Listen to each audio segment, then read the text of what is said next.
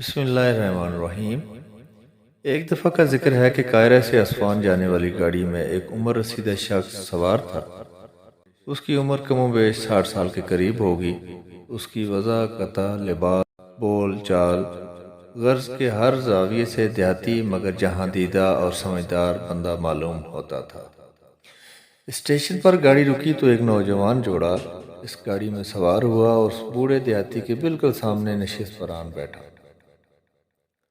صاف لگتا تھا کہ نوبیاتا جوڑا ہے، مگر افسوس کی بات یہ تھی کہ لڑکی نے انتہائی نامناسب لباس برمودا پینٹس کے ساتھ ایک بغیر بازوؤں کے کھلے گلے والی شرٹ پہن رکھی، جس سے اس کے شانے ہی نہیں بلکہ جسم کے کافی حصے دعوت نظارہ دے رہے تھے۔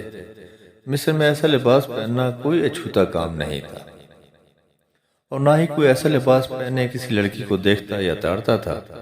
دوسرے مسافروں کے ساتھ ساتھ لڑکی کے خاوند کی حیرت دیدنی تھی کہ اس دیہاتی بوڑھے نے لڑکی کو دیدے پھاڑ پھاڑ کر دیکھنا شروع کر دیا۔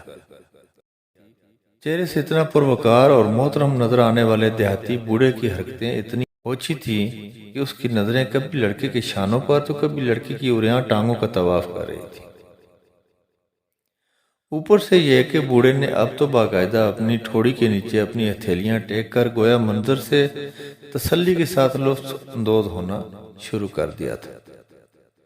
بوڑھے کی ان حرکات سے جہاں لڑکی بے چین تھی اور پہلو پر پہلو بدل رہی تھی، وہیں لڑکا بھی غصے سے تلملا رہا تھا۔ بالآخر لڑکے نے تنگ آتے ہوئے کہا، بڑے میاں کچھ تو حیا کرو، شرم آنی چاہیے تمہیں، اپنی عمر دیکھو اور اپنی حرکتیں،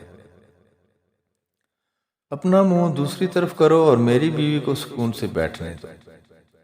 بوڑھے دیہاتی نے لڑکے کی بات تحمل سے سنی اور متانت سے جواب دیا، لڑکے میں نہ تو جواباً تجھے یہ کہنا چاہتا ہوں کہ تو خود کچھ شرم و حیا کر، اور نہ ہی تجھے یہ کہوں گا کہ تجھے اپنی بیوی کو ایسا لباس پہناتے ہوئے شرم نہیں آئی۔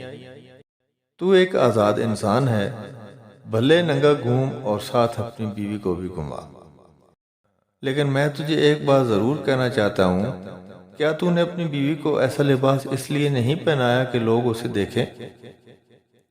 اگر تیری منشا ایسی تھی تو پھر کائے کا غصہ اور کس بات کی تلملاہٹ؟ بوڑھے نے اپنی بات جاری رکھتے ہوئے کہا، دیکھ میرے بیٹے، تیری بیوی کا جتنا جسم ڈھکا ہوا ہے اس پر تیرا حق ہے کہ تو اسے دیکھے، مگر اس کا جتنا جسم کھلا ہوا ہے اس پر تو ہم سب عوام کا حق بنتا ہے کہ ہم اسے دیکھیں، اور اگر تجھے میرا اتنا قریب ہو کر تیری بیوی کو دیکھنا برا لگا ہے تو اس میں میرا نہیں میری نظر کا قصور ہے، جو کمزور ہے اور مجھے دیکھنے کے لیے نزدیک ہونا پڑا ہے۔ بوڑھے کی صرف باتیں نہیں تھی بلکہ ایک اچھا درس بھی تھا، مگر اس کا انداز ذرا ہٹ کر تھا۔ لوگوں نے جان لیا تھا کہ بوڑھا اس جوڑے کو سبق سکھا رہا ہے۔ لڑکی کا چہرہ شرم سے سرخ ہو رہا تھا اور لڑکا منہ چھپائے چلتی گاڑی سے اترنے پر آمادہ تھا۔ اگلے اسٹیشن پر لڑکا جب گاڑی سے اترنے کے لیے باہر کی طرف لپکا تو بوڑھے نے پیچھے سے آواز دیتے ہوئے کہا، بیٹے ہمارے دیہات میں درخت پتوں سے ڈھکے رہیں تو ٹھیک، ورنہ اگر کسی درخت سے پتے جھڑ جائیں تو ہم اسے کلہاڑی سے کاٹ کر تندور میں ڈال دیا کرتے ہیں۔ معزز سامعین، معاشرہ بذات خود کچھ نہیں ہوتا، بلکہ اس میں رہنے والے لوگ معاشرے کو تشکیل دیتے ہیں۔